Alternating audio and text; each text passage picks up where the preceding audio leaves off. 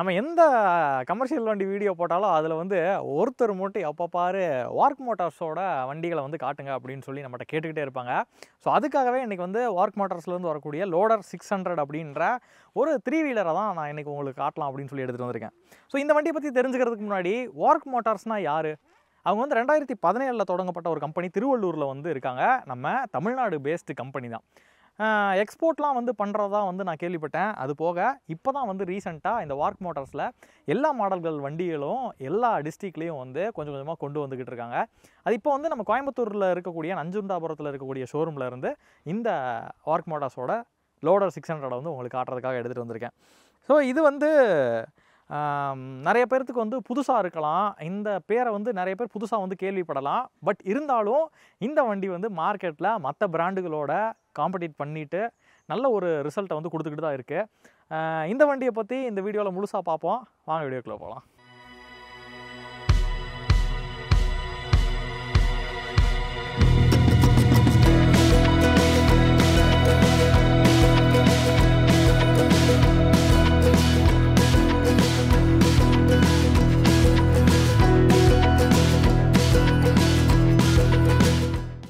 இந்த வார்க் மோட்டார்ஸோட இந்த loader 3 wheeler, இந்த வண்டியில் நம்ம உள்ளே போய் பார்க்குறதுக்கு முன்னாடி வெளியே இருக்கக்கூடிய சில விஷயங்களை வந்து பார்க்கணும். அது வந்து இந்த வண்டியில் சில சிறப்பு அம்சமாக வந்து அமைஞ்சிருக்கு.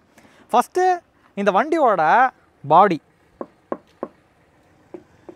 எங்கே தட்டி பார்த்தாலுமே வந்து ஸ்டீல் தான். வண்டி ஃபுல்லாகவே வந்து ஸ்டீல்லையே வந்து மேக் பண்ணியிருக்காங்க. பாடி ஃபுல்லாகவே வந்து ஸ்டீல் பாடி தான். அதே மாதிரி ஃப்ரண்ட்டில் பார்த்திங்க அப்படின்னா ஹாலஜன் லைட்ஸ் வந்து கொடுத்துருக்காங்க. டர்ன் சிக்னல்ஸ் எல்லாம் ஹாலஜன்ஸில் இருக்குது.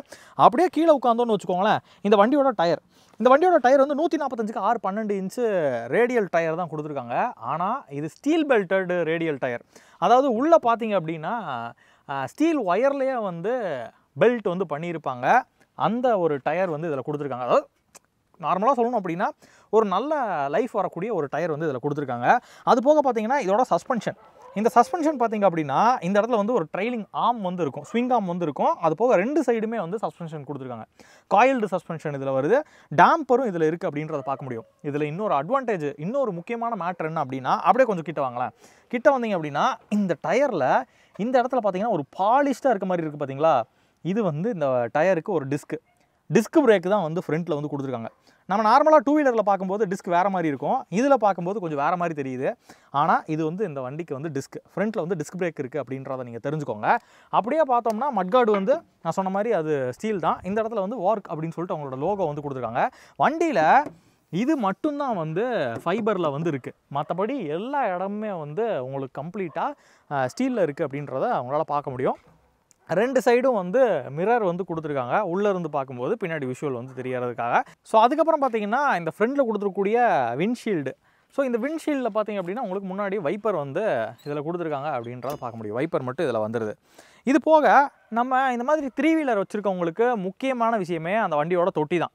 இந்த வண்டியோட தொட்டி அப்படின்றது கிட்டத்தட்ட 6 அடி நீளம் இருக்க மாதிரி இதோட தொட்டி வந்து கொடுத்துருக்காங்க. அதே மாதிரி 5 அடி வந்து அகலம் வந்து வருது. 1 அடி வந்து ஹைட் இருக்க மாதிரி இந்த தொட்டி வந்து கொடுத்துருக்காங்க.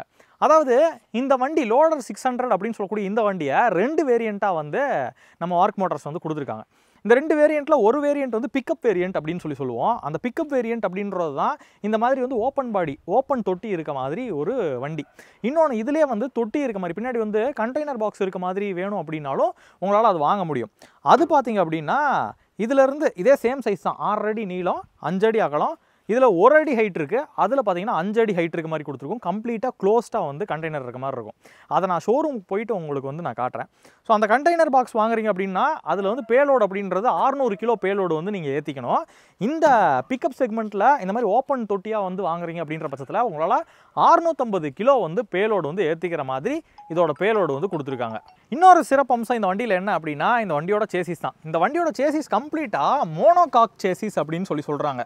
அதாவது இங்கே இருக்குது பார்த்தீங்களா, இந்த கேபின், டிரைவரோட கேபினு, இங்கே இருக்க சேசிஸு எல்லாமே வந்து ஒரே ஒரு பாடியாக வந்து வரும். மோனோகாக் பாடி வந்து இதில் கொடுத்துருக்காங்க. ஸோ ரொம்ப ஸ்ட்ரென்த்தாக இருக்குன்னு சொல்லலாம். அதுக்கப்புறம் பார்த்தீங்கன்னா இந்த சைடு பார்த்தீங்கன்னா உங்களுக்கு இதுலேயும் வந்து பின்னாடி இருக்கக்கூடிய வீலுக்கு ஒரு ஸ்விங் ஆர்ம் வந்து தனியாக கொடுத்துருக்காங்க. சென்டர்லேருந்து ஸ்விங் ஆர்ம் வந்து தனியாக வருது. ஓரளவுக்கு குஷனிங் வந்து நல்லா இருக்கணும் அப்படின்ற ஒரு மோட்டிவில் இதை வந்து கிரியேட் பண்ணியிருக்காங்க. அதே மாதிரி அடுத்தது பின்னாடி கொடுத்துருக்கூடிய சஸ்பென்ஷன் அப்படின்னு சொல்லி பார்க்கும்போது டேம்பர் வந்து கொடுத்துருக்காங்க. இந்த இடத்துல வந்து பார்க்கும்போது உங்களுக்கு டேம்பர் இருக்கும். அதே மாதிரி ஷாக் அப்சர்வரும் வந்து பின்னாடி கொடுத்துருக்காங்க. பின்னாடி வீல் பார்த்தீங்க அப்படின்னாலும் அதே 145க்கு 612 லைட் ட்ரக் டயர் தான் வந்து கொடுத்துருக்காங்க. ஸ்டீல் பெல்ட் டயர் வந்து இதில் வருது. பின்னாடி இருக்கிற பிரேக்கிங் மட்டும் உங்களுக்கு ட்ரம் பிரேக் வரும். முன்னாடி டிஸ்க்கு, பின்னாடி ட்ரம் பிரேக் அப்படின்றத நீங்கள் தெரிஞ்சுக்கோங்க. அதே மாதிரி இந்த தொட்டியில் இன்னொரு சிறப்பம்சம் என்ன அப்படின்னா, இந்த தொட்டியை வந்து கிட்டத்தட்ட 3 சைடு வந்து நம்மளால் ஓப்பன் பண்ணிக்க முடியும். இங்கே இருக்கிற லாக்கை வந்து ஓப்பன் பண்ணிட்டோம் அப்படின்னா தொட்டியை இங்கே பின்னாடி வந்து ஓப்பன் பண்ணிக்க முடியும். அதே மாதிரி இந்த இடத்துல இருக்கக்கூடிய லாக்கை வந்து ஓப்பன் பண்ணிட்டோம் அப்படின்னா இந்த பக்கத்துலேயும் வந்து உங்களால் ஓப்பன் பண்ணிக்க முடியும். இன்கேஸ் நீங்கள் லோடு ஏற்றும் போது சைடில் நின்று லோடு ஏற்றுறீங்க அப்படின்னாலும் இங்கேருந்து ஆக்சஸ் பண்ணிக்கிறதுக்கு வசதியாக இருக்க மாதிரி கொடுத்துருக்காங்க. சில காம்படிஷன் வண்டிகள்லாம் நான் பார்த்துருக்கேன், அதில் சைடில் வந்து ஓப்பன் வந்து கொடுத்துருக்க மாட்டாங்க. இதில் வந்து சைடு ஓப்பனும் இருக்குது அப்படின்றது நமக்கு எக்ஸ்ட்ரா ஒரு அட்வான்டேஜாக தான் இந்த வார்க் மோட்டர்ஸில் இருக்கக்கூடிய லோடர் 600ல் இருக்குது. அதே மாதிரி பின்னாடி பார்க்கும்போது நார்மலாக உங்களுக்கு டெயில் லைட் எல்லாமே வந்து ஹாலஜன் லைட்ஸில் இருக்குது. அதே மாதிரி டெயில் லைட்டை சுற்றி கீழே அந்த தொட்டிக்கு கீழே பார்த்தீங்கன்னா பாடி ஃபுல்லாக ஷீட் மெட்டலில் கொடுத்துருக்காங்க அப்படின்றதையும் இந்த இடத்துல வந்து உங்களால் பார்க்க முடியும். இப்போ இதில் வந்து முக்கியமான மேட்ரு தொட்டி, அதை பற்றி நான் உங்களுக்கு சொல்லிட்டேன். இதோட மோட்ரு வந்து எப்படி இருக்குது, இதோட பேட்டரி பேக்கப் எப்படி இருக்கும், எவ்வளோ நேரம் சார்ஜ் போட வேண்டியிருக்கும் அதை தெரிஞ்சுக்கலாமா? அதுக்கு முன்னாடி இந்த இடத்துல வந்து உங்களுக்கு ஒரு விஷயத்தை நான் காட்டணும். ஸோ இங்கே இருக்கிற ஹூக்கை வந்து இப்படி ஓப்பன் பண்ணி விட்டுட்டு இந்த இடத்துல இருக்கக்கூடிய பாக்ஸ் அப்படி ஓப்பன் பண்ணோம். இந்த இடத்துல தான் வந்து அந்த மோட்டரோட அரேஞ்ச்மெண்ட் இருக்குது அப்படின்றத உங்களால் பார்க்க முடியும். இந்த மோட்டரோட அரேஞ்ச்மெண்ட்டில் இன்னொரு முக்கியமான மேட்டர் என்னென்னா, அந்த இடத்துல பார்த்தீங்கன்னா உட்கார வச்சுருக்கிறது ஒரு ரப்பர் மேலே உட்கார வச்சுருக்காங்க பார்த்தீங்களா, அதை வந்து டேம்பர் அப்படின்னு சொல்லுவோம். டேம்பர்னு சொல்லலாம், இல்லைன்னா ரப்பர் பூஸ்ட்னு கூட சொல்லலாம். இது எதுக்காக அப்படின்னா, வண்டி என்ன ஒரு மேடும் பள்ளத்தில் போனாலும் சரி இந்த மோட்டார் வந்து பெரிதளவில் வந்து குலுங்கக்கூடாது அப்படின்றதுனால 4 சைடுமே வந்து ஒரு டேம்பரில் தான் வந்து உட்கார வச்சுருப்பாங்க. அதனால் பார்த்தீங்கன்னா மோட்டாரோட லைஃப் வந்து நல்லா இருக்கும். அந்த மாதிரி தான் வந்து இதோட டிசைன் ஆஸ்பெக்ட் வந்து அமைஞ்சிருக்கு. அதுக்கப்புறம் பார்த்தீங்கன்னா மோட்ரு அது கூட அட்டாச்சாகவே வந்து கியர் பாக்ஸ் இருக்கிறது வந்து உங்களால் பார்க்க முடியும். மோட்டருக்கு கீழே இங்கே இருக்கிறது தான் வந்து கியர் பாக்ஸு. அந்த கியர் பாக்ஸில் ஒரே ஒரு ஷாஃப்ட் வந்து இப்படி வெளியே வருது, இந்த சைடும் வெளியே வருது, அந்த சைடும் வெளியே வருது. அதை டேரெக்டாக வந்து ஒரே ஷாஃப்ட்டில் 2 டயருக்கும் வந்து கனெக்ட் பண்ணிட்டாங்க.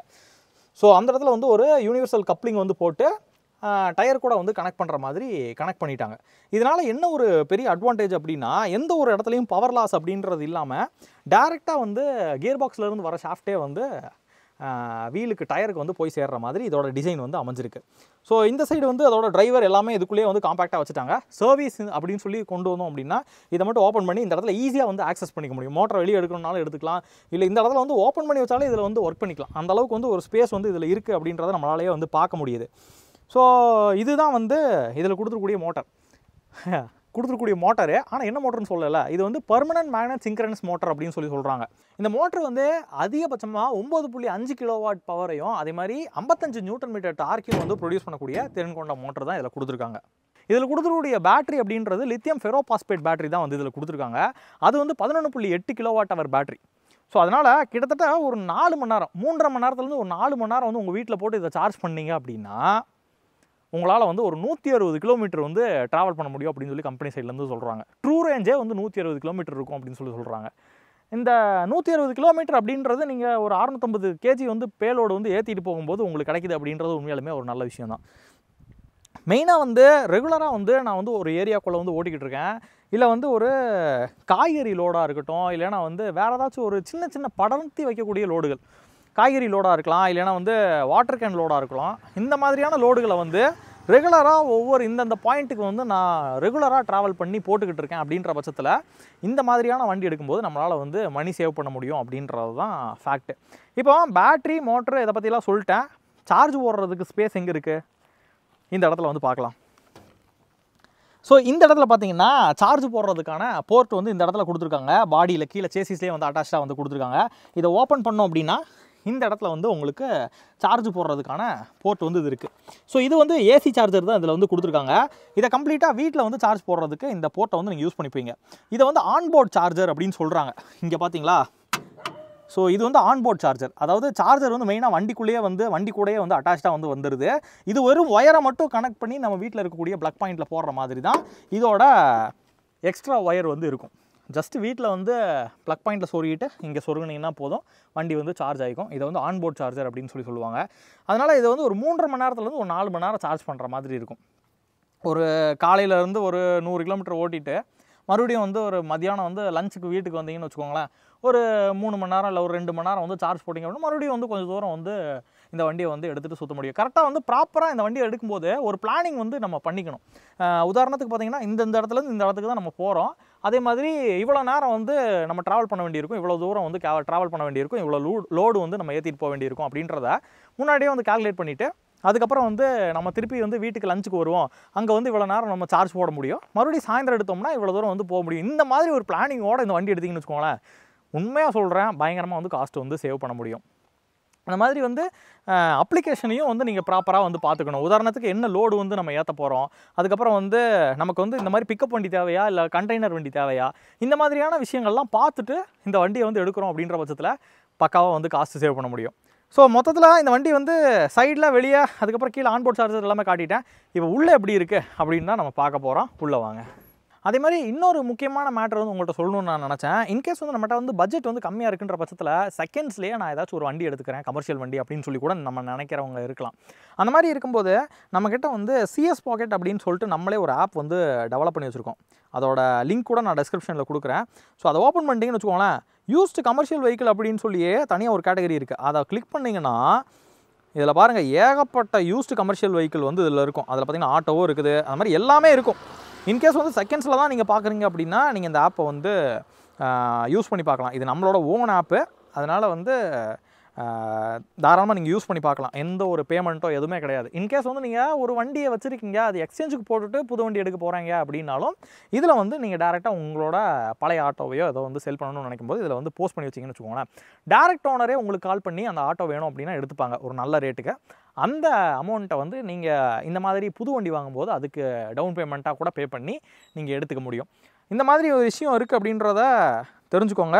இதோட லிங்க், ஆப்போட லிங்க் வந்து நான் டிஸ்கிரிப்ஷனில் தரேன், மறக்காமல் செக் பண்ணி பாருங்கள். கைஸ், இப்போ வந்து வண்டிக்குள்ளே வந்து நம்ம போய் பார்க்கலாம். இதுதான் வந்து இந்த வண்டியோட கீ. பார்த்தீங்கன்னா உங்களுக்கு தெரியும், இதுதான் வந்து இந்த வண்டியோட கீ. இதை ஜஸ்ட்டு நான் வந்து இதில் போட்டோம் அப்படின்னா இந்த டோரை வந்து நம்மளால் ஓப்பன் பண்ண முடியும். ஃபஸ்ட்டு இந்த டோரை வந்து ஓப்பன் பண்ணோன்னா நம்ம கண்ணில் படுறது இந்த சீட்டு தான். இந்த சீட்டுக்கு கீழே பார்த்திங்க அப்படின்னா இந்த ஸ்டெப்னி வீலு. இந்த ஸ்டெப்னி வீலு அதே 145க்கு 6.12 இன்ச்சு ரேடியல் லைட்டர் டயர் தான் வந்து இதில் கொடுத்துருக்காங்க. அதே ஸ்டீல் பெட்டர் டயர் தான் வந்து இதுலேயும் வந்து வருது. அதே மாதிரி இந்த கேபினில் ஒருத்தர் மட்டும் தான் ட்ராவல் பண்ண முடியும். ஒருத்தர் ட்ராவல் பண்ணாலும் நல்லா கம்ஃபர்டபுளாக ட்ராவல் பண்ணுறதுக்கு அந்த லாஸ்ட்டில் இருந்து இங்கே வரைக்கும் வந்து நல்ல லென்த்தியான பின்னாடி குஷன் வந்து இதில் கொடுத்துருக்காங்க. இந்த இடத்துல வந்து பின்னாடி உங்களுக்கு ஒரு சின்ன விண்டோ வந்து ரியர் விண்டோ வந்து இதில் கொடுத்துருப்பாங்க. அது வந்து ரிவர்ஸ் எடுக்கும்போது சைடில் இது வழியாக பார்த்து ரிவர்ஸ் எடுக்கிறதுக்கு ரொம்ப யூஸ்ஃபுல்லாக இருக்குது. அதுக்கப்புறம் வண்டி உள்ளேருந்து பார்க்கும்போது நல்ல கேபின் வந்து நல்லா ஸ்பேசியஸான ஒரு கேபின் இருக்குது. இங்கே வந்து ஒரு சின்ன ஒரு பம்ப் இருக்கிறது பார்க்க முடியும். இந்த பம்ப் இருக்குது. அதுக்கப்புறம் வந்து நம்ம ஏறி இப்படி உட்காந்துட்டோம் அப்படின்னா, ஆனால் அது வந்து பம்ப் இருக்கிறது ஒரு பெரிய இது இல்லை, ரொம்ப கேஷுவலாக வந்து ஏறி உட்கார முடியுது நம்மளால். அதுக்கப்புறம் வந்து இதுதான் வந்து இதோட கேபின் எப்படி இருக்குன்னு பாருங்கள். இந்த கேபினில் இது வந்து பிளாஸ்டிக்கில் டேஷ்போர்டு வந்து இதில் கொடுத்துருக்காங்க. இந்த வண்டியில் ரிவர்ஸ், நியூட்ரல், எக்கனாமிக், பூஸ்ட் அப்படின்னு சொல்லிட்டு ஒரு 4 மோடு வந்து இருக்குது. இது வந்து ரிவர்ஸ்க்காக, இது நியூட்ரலுக்காக, இது வந்து ஃபார்வேர்டு எக்கனாமிக்காக. இந்த எக்கனாமியில் வந்து நம்ம போட்டு ஓட்டும்போது ஃபார்வேர்டு அப்படின்ற இதில் வச்சுட்டு இந்த நாபை வச்சுட்டு ஓட்டும்போது கிட்டத்தட்ட 45 km/h ஸ்பீடில் வந்து இந்த வண்டி வந்து போகுது. அதுவே இந்த பூஸ்ட் அப்படின்ற மோடில் வச்சுட்டு போனோம் அப்படின்னா 50 km/h வந்து இதோட ஸ்பீடு வந்து போகுது. ஸோ நியூட்ரல் அப்படின்னு வச்சிட்டோம்னா அதில் வண்டி வந்து அப்படியே ஸ்டாப்பில் இருக்கும். அதுக்கப்புறம் கீயை வந்து இந்த இடத்துல வந்து நம்ம போட்டு பார்க்கலாம்.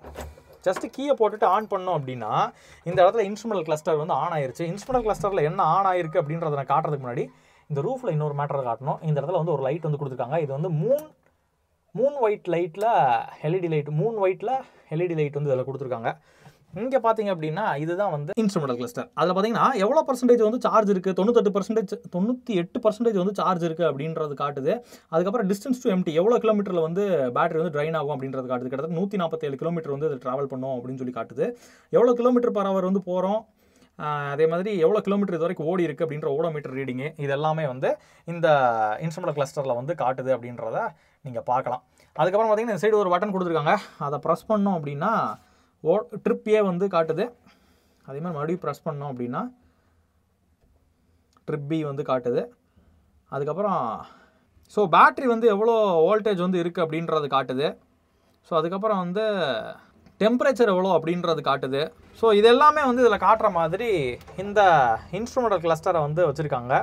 அதுக்கப்புறம் பார்த்திங்கன்னா இந்த சைடு வந்து ஹசார்ட் லைட்டுக்கான சுவிட்ச் வந்து இருக்குது. 4 இண்டிகேட்டரும் எரியும். அதே மாதிரி ஃப்ரண்ட்டில் இருக்கக்கூடிய லைட்டுக்கு வைப்பருக்கு. ஸோ வைப்பர் வந்து நான் போடுறேன். ஸோ வைப்பருக்கான சுவிட்ச் வந்து கொடுத்துருக்காங்க. இங்கே வந்து ஃபோனை சார்ஜ் பண்ணுறதுக்கு ஒரு போர்ட் வந்து இதில் கொடுத்துருக்காங்க. அடாப்டர் போர்ட் வந்து இதில் கொடுத்துருக்காங்க. இதில் வந்து ஒரு சார்ஜிங் அடாப்டர் போட்டுட்டு உங்களால் வந்து சார்ஜ் பண்ணிக்க முடியும். அதே மாதிரி இங்கே வந்து க்ளவ் பாக்ஸ் வந்து கொடுத்துருக்காங்க. க்ளவ் பாக்ஸ் கொடுத்துருக்கிறத பார்க்க முடியும். அதுக்கப்புறம் இந்த இடத்துல பார்த்தீங்கன்னா எல்லாமே வந்து ரிலே சிஸ்டம் தான். நிறைய ரிலேஸ் வந்து இந்த இடத்துல வச்சுருக்கிறத வந்து உங்களால் பார்க்க முடியும். ஏதாச்சும் ஒரு இடத்துல ஏதாச்சும் ஒரு ஃபால்ட்டு ரிலே வந்து போயிடுச்சு அப்படின்னா இந்த இடத்துல பார்த்தீங்கன்னா இந்த ரிலே இருக்குது பார்த்தீங்களா? ஸோ இந்த அவ்வளோதான். இதை வந்து கழட்டி போட்டுவிட்டு வேறு ஒரு ரிலேவை வந்து எடுத்து இதில் இன்சர்ட் பண்ணி மாட்டிக்க முடியும். அந்தளவுக்கு வந்து ஒரு சிம்பிளாக ஈஸியாக எந்த அளவுக்கு வந்து சர்வீஸ் வந்து ஈஸியாக இருக்கணுமோ அந்த மாதிரி வந்து இதை வடிவமைச்சிருக்காங்க. அதுக்கப்புறம் கீழே பார்த்தோம் அப்படின்னா இந்த இடத்துல வந்து ஒரு ஹேண்ட் பிரேக் வந்து இருக்கிறத பார்க்க முடியும். இதெல்லாம் ஆஸ் யூஷுவல் மற்ற ஆட்டோக்களில் எப்படி இருக்குமோ அதே மாதிரி இருக்குது. இங்கே வந்து உங்களுக்கு பிரேக்கு, அதாவது காலில் வந்து ஆக்சஸ் பண்ணுறதுக்கான பிரேக் வந்து ஃபுட் பெடலில் வந்து இதில் கொடுத்துருக்காங்க. பிரேக் ஆயில் வந்து இந்த இடத்துல இருக்குது. வெளியே இருந்து பார்க்கும்போதே செக் பண்ணிக்க முடியும் அந்த அளவுக்கு லெவலில் இருக்குன்னு. அது போக இந்த இடத்துல வந்து ஒரு எமர்ஜென்சி சுவிட்ச் வந்து இருக்குது. இதை வந்து ப்ரெஸ் பண்ணிட்டோம் அப்படின்னா கம்ப்ளீட்டாக வண்டியில் எந்த ஒரு பவர் சப்ளை எதுவுமே இருக்காது. எல்லாமே வந்து கட் ஆஃப் வந்து ஆகிடும். ஸோ ஏதாச்சும் ஒரு எமர்ஜென்சியில் வந்து உங்களுக்கு அது ஆஃப் வண்டி ஃபுல்லாகவே வந்து ஷட் டவுன் பண்ணணும் அப்படின்னா இதை வந்து ப்ரெஸ் பண்ணி நீங்கள் வந்து ஆஃப் பண்ணி வச்சுக்கலாம். அந்த மாதிரி தான் வந்து டோட்டலாக வந்து இதோட இன்டீரியர் வந்து இருக்குது. அடிக்கிற வெயிலுக்கு வந்து எந்த அளவுக்கு உங்களுக்கு இன்ஸ்ட்ருமெண்டல் கிளஸ்டர் தெரியுது அப்படின்றது எனக்கு தெரியல. ஆனால் இப்போ வந்து நம்ம எக்கோ மோடில் வந்து வச்சுருக்கோம். ஜஸ்ட்டு கொஞ்சம் எவ்வளோ ஸ்பீடில் போகுது அப்படின்றத நம்ம செக் பண்ணி பார்க்கலாம். எக்கோ மோடில் வந்து இருக்குது.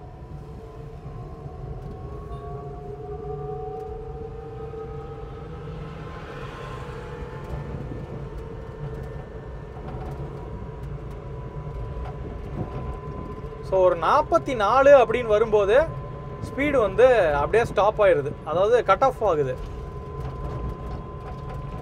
ஸோ 44 வந்து இதோட டாப் ஸ்பீடாக இருக்குது. இப்போ பாலத்தில் வந்து ஏறுது. நஞ்சுண்டாபுரம் பாலம் வந்து ஏறுறோம். எக்கோ மோடில் போட்டுட்டு பாலத்தில் வந்து ஏறும்போது அதே ஓரளவுக்கு பவரோட வண்டி வந்து மேலே ஏறுறது அப்படின்றதையும் நம்ம பார்க்கலாம். ஸோ போதும். நான் ஆக்சுவலாக வந்து பூஸ்ட் மோடு போட்டு செக் பண்ணல. ஏன்னா வந்து இது ஒரு பிளைனான ரோடாக இருந்துச்சுன்னா செக் பண்ணிடலாம். பட் வந்து இது நிறைய வண்டிகள் வந்து வந்துட்டு இருக்கிறதுனால நம்ம வந்து அந்த பூஸ்ட் மோடு போட்டு செக் பண்ண போகிறதில்ல. பட் ஒரு சிட்டிக்குள்ளே ஓட்டுறதுக்கு இந்த 40 km/hலேருந்து 45 km/h அப்படின்றது ஒரு போதுமான ஒரு ஸ்பீடாக வந்து இருக்குது. ஸோ நம்ம பாலம் விட்டு இறங்கின உடனே பார்த்தீங்க அப்படின்னா லெஃப்ட் சைடில் தான் வந்து ஷோரூம் இருக்குது. ஸோ அடுத்ததாக டிரைவரோட ரைட் சைடில் பார்த்தீங்க அப்படின்னா இந்த சைடு வந்து குட்டியாக வந்து ஒரு பேட்டரி வந்து உங்களால் பார்க்க முடியும். இது வந்து செகண்டரி பேட்டரி அப்படின்னு சொல்லலாம். அதாவது பிரைமரி பேட்டரி வந்து வண்டியோட டோட்டல் ரன்னிங் வந்து அது பார்த்துக்கும். இது வந்து செகண்டரி பேட்டரி வந்து இந்த வண்டியில் இருக்கக்கூடிய இண்டிகேட்டர்ஸாக இருக்கட்டும், ஹார்னாக இருக்கட்டும், அதுக்கப்புறம் இங்கே இருக்கக்கூடிய இன்ஸ்ட்ருமெண்டல் கிளஸ்டருக்கு தேவைப்படுற பவரை சப்ளை பண்ணுறதா இருக்கட்டும், அதெல்லாம் வந்து இந்த செகண்டரி பேட்டரியோட வேலையாக வந்து இருக்குது. ஸோ நார்மலாக வண்டியை ட்ரைவ் பண்ணும்போது வண்டி ஓடிக்கிட்டு இருக்கும்போது இந்த செகண்டரி பேட்டரியும் வந்து சார்ஜ் ஆகிக்கும். ஸோ இதெல்லாம் வந்து இந்த வண்டியில் இருக்குது அப்படின்றத நீங்கள் இன்றைக்கி தெரிஞ்சிருப்பீங்க. எல்லாம் தெரிஞ்சுக்கிட்டாலும் இந்த வண்டியோட காஸ்ட் என்ன அப்படின்றது தான் நம்ம எல்லாத்தோட மனசுலையும் வரக்கூடிய ஒரு கேள்வியாக இருக்கும். இந்த வண்டியோட காஸ்ட் அப்படின்றது கிட்டத்தட்ட 4,68,000 ரூபாய் அப்ராக்சிமேட்டாக கோயம்புத்தூர் ஆன் ரோட் ப்ரைஸ் வந்து வருது. ஸோ இது வந்து கொஞ்சம் சம்டைம்ஸ் வந்து ஆஃபரும் இருக்கும் அப்படின்னு சொல்லி சொன்னாங்க. அதே மாதிரி இன்கேஸ் நீங்கள் இந்த வீடியோ வந்து லேட்டாக பார்க்குறீங்க அப்படின்னாலும் கால் பண்ணி கேளுங்க, அவங்க என்ன ப்ரைஸ் அப்படின்றது உங்களுக்கு சொல்லுவாங்க. இப்போ இந்த வீடியோ நான் பண்ணிகிட்டு இருக்க இந்த டைமில் இந்த வண்டியோட காஸ்ட் அப்படின்றது கிட்டத்தட்ட 4,68,000 ரூபாய் அப்ராக்சிமேட்டாக வந்து வருது. இப்போ வந்து வண்டியை ஷோரூம்க்கு கொண்டு வந்துடும். நான் சொன்ன மாதிரி இதுதான் வந்து அந்த பிக்கப் வெஹிக்கிள்னு சொல்லக்கூடிய வண்டி. இது வந்து கண்டெய்னர் பாக்ஸ் வரக்கூடிய டெலிவரி வேன் செக்மெண்ட் வண்டி. இதில் பின்னாடி வந்து இதோட தொட்டி எப்படி இருக்குது அப்படின்றத நான் உங்களுக்கு காட்டுறேன்.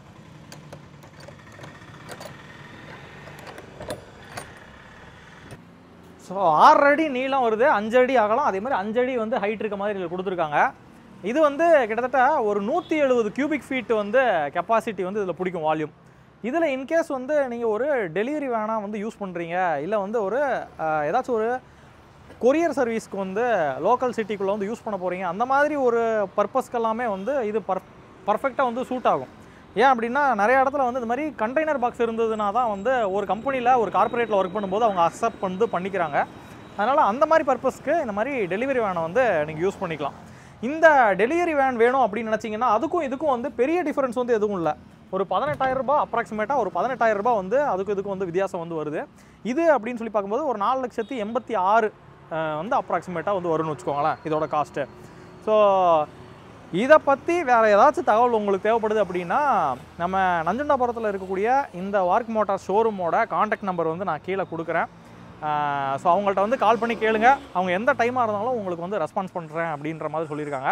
அதனால் அவங்களோட காண்டாக்ட் நம்பர் வந்து கீழே இருக்க டிஸ்கிரிப்ஷனில். அதேமாதிரி இந்த ஷோரூமோட கூகுள் மேப் லிங்க்கையும் நான் டிஸ்கிரிப்ஷனில் கொடுத்துருக்கேன். தேவைப்படுறவங்க யூஸ் பண்ணிக்கோங்க. இன்றைக்கி இந்த வீடியோ ஒரு பயனுள்ள வீடியோவாக அமைஞ்சிருக்கும் அப்படின்னு நான் நினைக்கிறேன். இதே மாதிரி இன்னொரு நல்ல அருமையான ஒரு வண்டியோட உங்களை நான் சந்திக்கிறேன். இன்கேஸ் உங்களுக்கு ஏதாச்சும் வண்டி பார்க்கணும் அப்படின்னாலும் எனக்கு கமெண்டில் வந்து சொல்லுங்கள். ஸோ அந்த வண்டியும் கூடிய சீக்கிரம் உங்களுக்காக நான் எடுத்துகிட்டு வரேன். இதே மாதிரி இன்னொரு அருமையான வீடியோவில் உங்களை சந்திக்கிற வரைக்கும் உங்கள்கிட்ட டாடா போய் சொல்கிறது உங்கள் சிதம்பரம் செல்வன்.